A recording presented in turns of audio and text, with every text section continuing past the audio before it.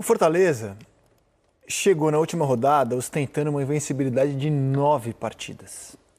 Só que ele tinha uma missão muito difícil.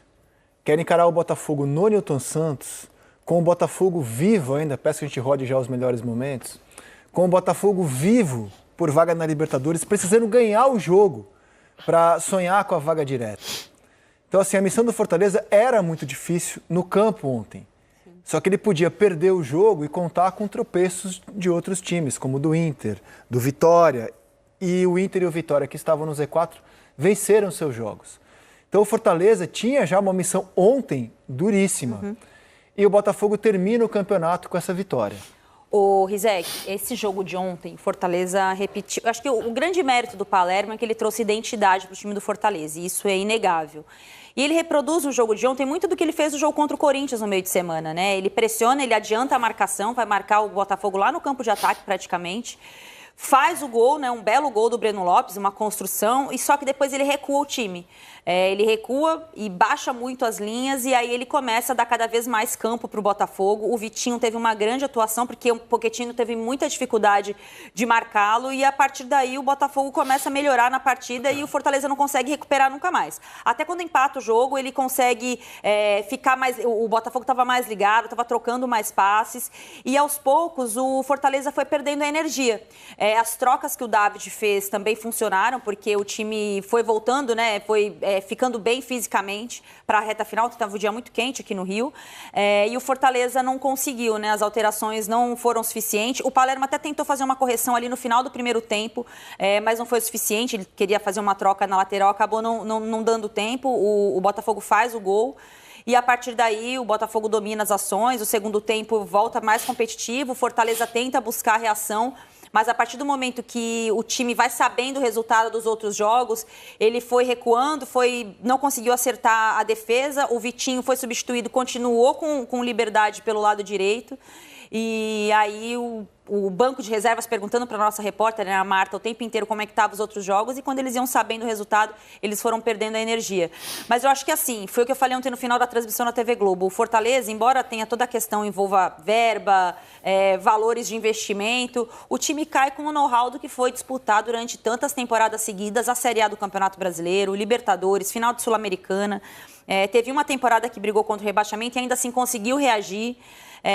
Vai ter que reorganizar a casa. Acho que esse ano foi um ano de escolhas muito ruins, principalmente no processo que o Vojvoda começa a romper com o time, né, dos desdobramentos internos, né, que tinha com os jogadores estrangeiros, os brasileiros.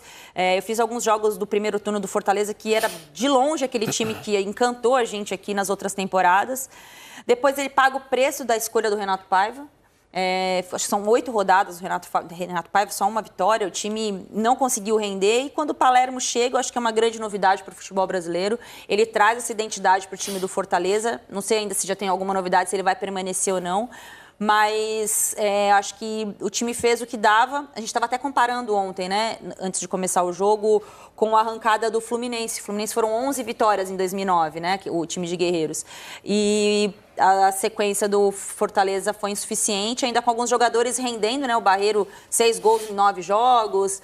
O Pochettino jogando bem quando o time tem a bola, principalmente, mas longe do que precisava para o time permanecer na Série A. Não foram esses últimos 10 jogos que derrubaram o Fortaleza, né? Foi a temporada inteira, uma temporada de muitos equívocos, de uma diretoria tão profissional, né? A gente estava falando de profissionalização do Inter, do Grêmio, agora que os meninos estavam lembrando, de uma diretoria tão profissional, né? Que trouxe aí uma gestão tão positiva para o Fortaleza, mas ainda assim foi insuficiente para sanar os problemas que o time teve internamente e fazer com que ele permanecesse na Série A. Vamos ouvir o CEO do Fortaleza, o Marcelo Paz, que é muito um símbolo dessa reconstrução do Fortaleza, né, de 17 para cá, e que agora volta algumas casas com a queda para a Série B. Fala, Marcelo Paz. Quando a gente voltou para a Série A em 2019, depois de 13 anos, nós não sabíamos o que ia acontecer nessa passagem na Série A. Eu acho que só tinha uma certeza. Vou falar aqui, pode ser até polêmico, mas era uma certeza. Que um dia iria cair. Porque é difícil. E os clubes do Nordeste nunca ficaram mais de 5 anos na Série A. Fortaleza quebrou esse recorde, ficou 7 anos. e gerou no seu torcedor, naturalmente, uma expectativa de que isso duraria mais e mais. Várias vezes entre os 10 e lutamos contra o rebaixamento até a última rodada em 2020 e agora esse ano. Teve muita coisa boa nesse período, né? Vitórias, tabus, liderança do campeonato em alguns momentos, classificação para a Libertadores, classificação para a Sul-Americana, noites históricas no Castelão, noites históricas fora do Castelão, jogadores que passaram e fizeram assim uma lembrança muito boa, recorde de todas as formas que se imaginar. Eu acho que a gente tem que tentar lembrar um pouco disso. Eu sei que hoje o momento é de dor, é de frustração, é de chateação, mas a gente tem que ter a humildade de saber que faz parte da vida. A minha prioridade 100% era de o Fortaleza ficar na Série A e logicamente são cenários, né? Mas quem decide isso, a minha permanência ou não sou eu. O modelo da SAF tem um conselho de administração, pessoas que eu respeito muito, que são muito profissionais, que têm um olhar geral sobre o clube. E a gente vai conversar, né? Em algum momento a gente vai conversar, avaliar, né, o que é que deve ser feito. Passar a bola para o André para ele fechar a participação com as considerações finais do rebaixamento do Fortaleza. Pois é, Rizek, o Marcelo Paes ele não garantiu, né, a permanência para a temporada 2026. Acho que esse vai ser o primeiro passo, a primeira definição do Fortaleza, depois de superar as fases do luto, né, depois de passar pela negação, da aceitação, depois de olhar para frente, Fortaleza vai precisar definir se o Marcelo Paes fica ou não. Essa definição vai caber ao Conselho de Administração da SAF e, a partir daí, tocar o planejamento da próxima temporada. O Marcelo Paes, ontem, disse que, se permanecer no clube, a intenção dele é de permanecer também com o Martim Palermo como treinador. E aí os dois vão tocar o planejamento para a temporada que vem. Mas resta saber se o próprio Palermo também vai querer ficar no Fortaleza. Ele que, apesar do rebaixamento, termina o ano com um trabalho bem feito, em alta com a torcida, valorizado inclusive no mercado, não apenas brasileiro, mas argentino, inclusive de lá foi que ele veio. Então, resta saber se ele vai querer encarar uma missão de jogar uma Série B, de jogar uma segunda divisão. E o Fortaleza tem muitas questões a resolver. O elenco vai ser muito reformulado. A folha salarial do Fortaleza beira ali 12, 13 milhões de reais. Absolutamente insustentável para uma Série B. Então, muitos jogadores vão sair. Muitos em contrato acabando, outros terão que ser vendidos, negociados. Fortaleza vai ter que se rearranjar, se reorganizar do ponto de vista financeiro. O detalhe é que nos últimos 7 anos, por ter estado na Série A do Campeonato Brasileiro, conseguiu se estruturar melhor. Então tem uma estrutura física, até administrativa, que pode possibilitar um retorno mais rápido. Do lado do Ceará existe uma preocupação que o Ceará voltou agora e já cai novamente. Então são muitas incógnitas, são muitas dúvidas. Mas o primeiro passo, no caso do Fortaleza, deve ser a definição de continuidade ou não do Marcelo Paes, assunto que a gente deve debater aí nos próximos dias. Mas fato é, meus amigos, que fica uma sensação de luto, tá? Foi um dos dias mais tristes aqui da história do futebol cearense. Não é a primeira vez que Ceará e Fortaleza caem juntos, Rizek. Isso já aconteceu em 1993, mas o contexto era completamente diferente. Então, pela representatividade, pelo peso, pelos últimos anos, a sensação aqui ainda é de que a ficha não caiu, porque muita gente imaginava que poderia cair um, poderia cair o outro. E aí tem aquela história da rivalidade, que um estando na Série A puxa o outro para que o sarrafo seja mais elevado. Os dois caindo juntos, eu confesso para você que é um baque muito grande para todo o ecossistema do futebol cearense. A gente torce que no ano que vem eles possam retornar, porque são clubes de massa, de grandes torcidas, e que possam fazer belas festas novamente com o Clássico Rei na Série A. Não, e o impacto também para o futebol do Nordeste, né? Porque esse era um ano de recorde de clubes do Nordeste na Série A, dos pontos corridos. Aí 3 dos 5 caem e sobem 3 da região sul e 1 da região norte. Um se livra por pouco. E um se livra por muito pouco, é o Vitória. Então, assim, é um baque, infelizmente, para o futebol do Nordeste também esse ano, com o rebaixamento da dupla cearense. Grande abraço para você, Xará, muito obrigado e até a próxima. Dias melhores para Ceará e Fortaleza, nossa solidariedade às duas torcidas. Entrar no Botafogo, o Botafogo termina o campeonato com 10 jogos de invencibilidade. 5 vitórias, 5 empates.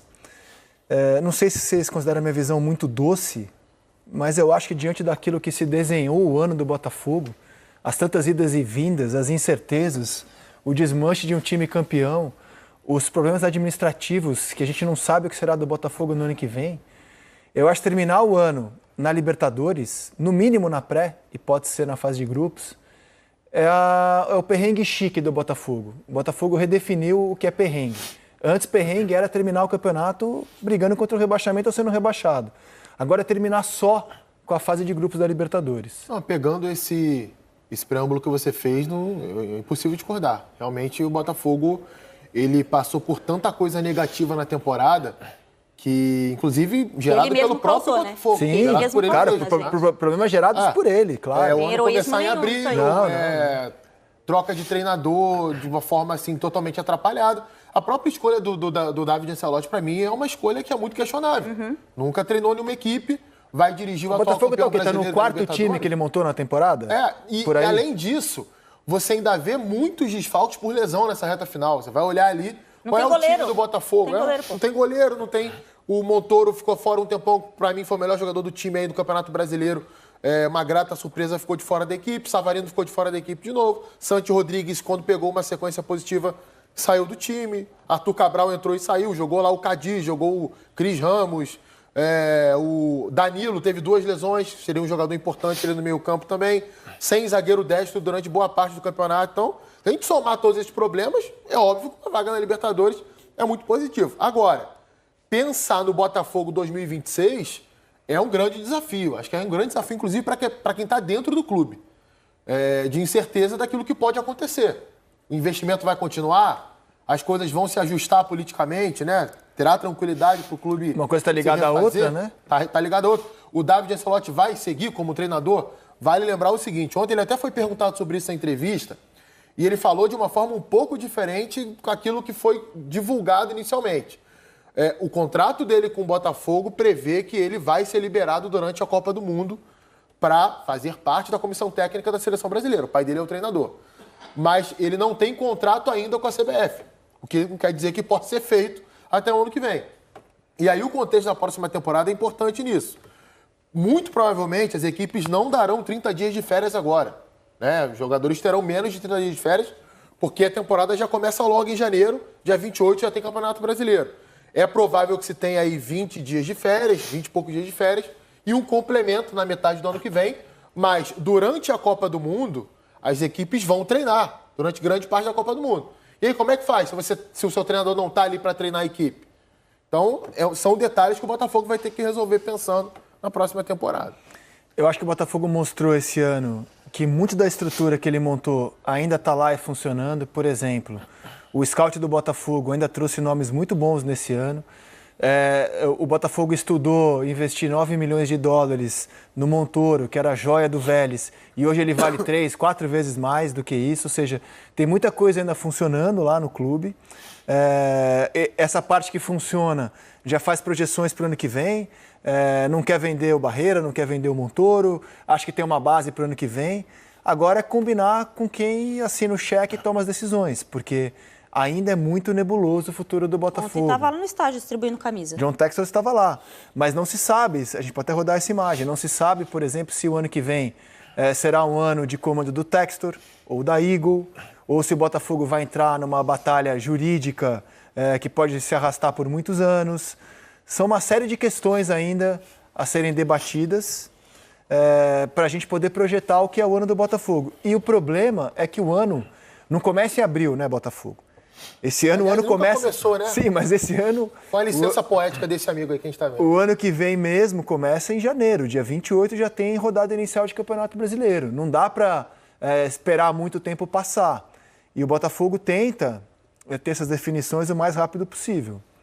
Eu acho bom que o Textor esteja presente fisicamente e o clube precisa em algum momento também comunicar para a sua torcida o que está acontecendo, o que está em jogo, o que vai acontecer para o ano que vem. O balanço do Botafogo, por exemplo, da última temporada, ele é um balanço totalmente que você não consegue tirar conclusões.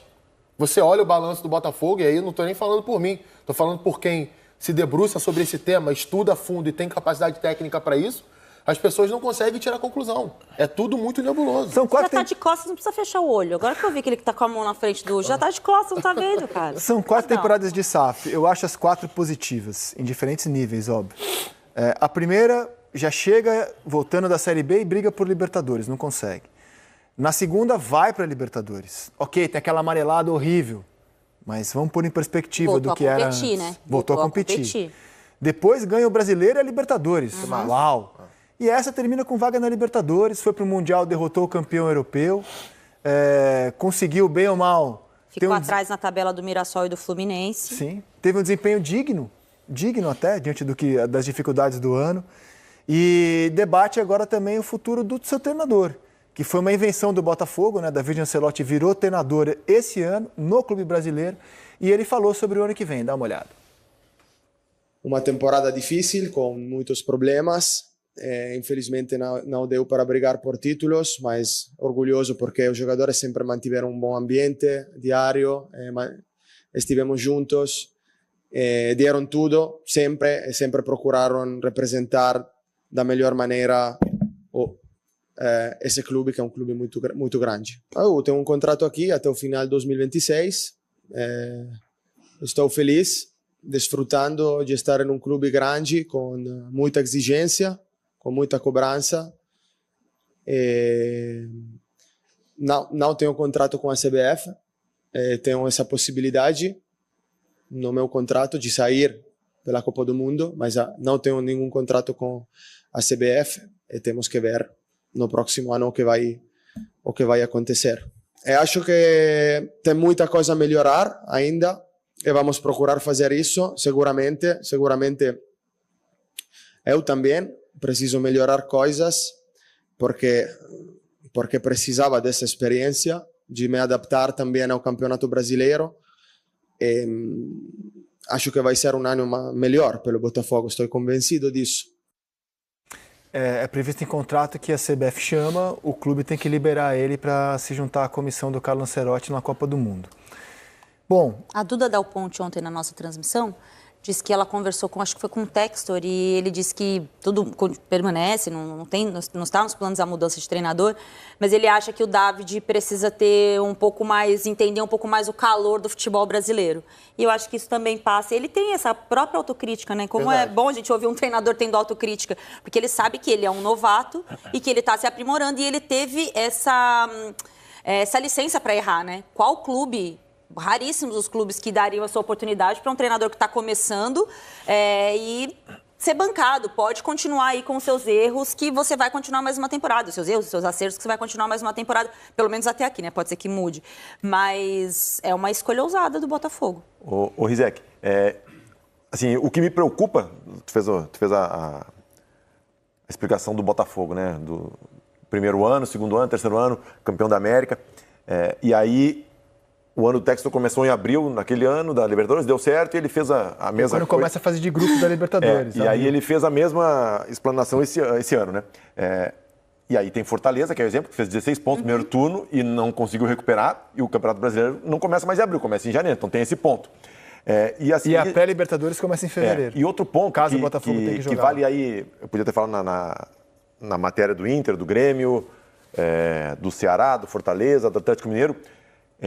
Não vou dizer que não me preocupa a montagem de time, óbvio que preocupa, porque um clube de futebol tem que ter retorno desportivo, mas o que me preocupa são os clubes, porque assim, um clube bom, ele mantém um time bom por muito tempo, um time bom, ele mantém um clube por 2 anos no máximo, né? Eu passei por isso já em outros clubes, por isso que eu falo. E assim, a gente volta para Fortaleza, o Fortaleza eu joguei lá no Ceará, né? O rival em 2020, eu vi de perto o crescimento dos dois. Eu vi o trabalho do Marcelo Paes lá, um excepcional trabalho, só que aí ele tenta, acho que, mudar de patamar. E aí ele muda algumas coisas também, ele troca de treinador, que ele não vinha trocando duas vezes, ele muda o perfil de contratação, né? Ele gasta muito mais, ele troca diretoria na saída do Campeonato Estadual e da Copa do Nordeste, ele mexe na diretoria também, ele assume o futebol. Então, assim, o que me preocupa desses clubes que eu citei não é o time. Montar time, consegue montar. O Grêmio reformulou no meio do ano e conseguiu ter um ano tranquilo. O problema é clube, e o Botafogo está numa faixa muito nebulosa na questão de clube, de gestão. Tem as questões com o Lyon, que aparecem...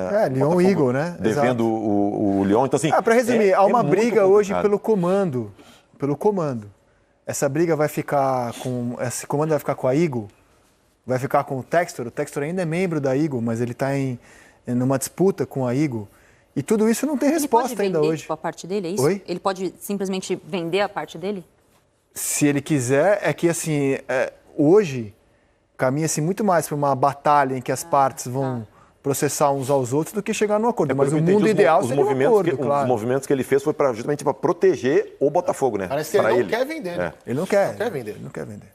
Ele quer ficar com o Botafogo, ele quer administrar o Botafogo e a partir colocar daí... o Botafogo num outro conglomerado, é a visão que eu tenho. Ele quer tirar o Botafogo do atual conglomerado e montar um outro conglomerado para o Botafogo. Só que o Botafogo ainda pertence à Eagle, que está tentando reaver o investimento feito. E o Textor também faz parte da Eagle, ele é sócio desse investimento. Então é uma situação muito complexa, porque a Eagle também ela não pode... processar, ferrar o Botafogo, porque o Botafogo é um ativo dela. Então é uma questão muito complexa e o melhor cenário é que eles consigam um acordo. Talvez agora com o fim da temporada no Brasil as coisas caminhem um pouco mais. Por hora é uma situação com mais perguntas do que respostas no momento. Calma, não vai embora ainda. Aqui em cima tem um vídeo especialmente escolhido para você. E aqui embaixo tem o último vídeo que a gente postou. Corre lá e assiste, é maneiro. E aqui você vai se inscrever no canal. Clica aqui, se inscreve no canal, dá essa moral pra gente. Tamo junto.